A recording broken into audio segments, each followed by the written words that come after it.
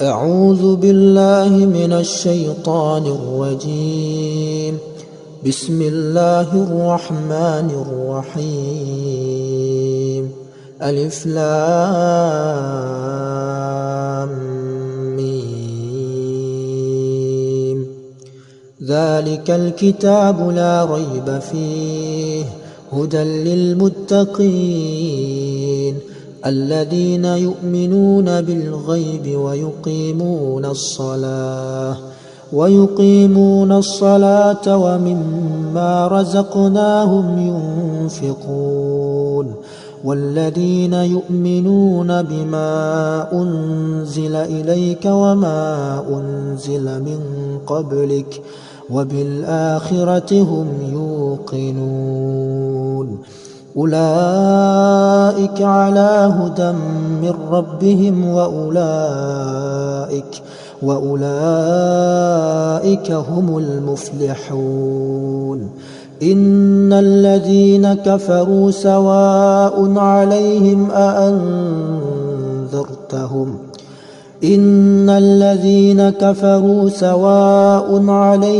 أأنذرتهم أم لم تنذرهم لا يؤمنون. ختم الله على قلوبهم وعلى سمعهم وعلى أبصارهم غشاوة ولهم عذاب عظيم. ومن الناس من يقول آمنا بالله وباليوم الآخر وما هم بمؤمنين يخادعون الله والذين آمنوا وما يخدعون إلا أنفسهم وما يشعرون. في قلوبهم مرض فزادهم الله مرضا ولهم عذاب أليم بما كانوا يكذبون. وإذا قيل لهم لا تفسدوا في الأرض قالوا إنما نحن مصلحون. ألا إنهم هم المفسدون ولكن لا يشعرون. وإذا قيل لهم آمنوا كما آمن الناس قالوا أنؤمن كما آمن السفهاء. ألا إنهم هم السفهاء ولكن لا يعلمون. وإذا لقوا الذين آمنوا قالوا آمنا وإذا خلوا إلى شياطينهم قالوا إنا معكم إنما نحن مستهزئون. الله يستهزئ بهم ويمدهم في طغيانهم يعمهون.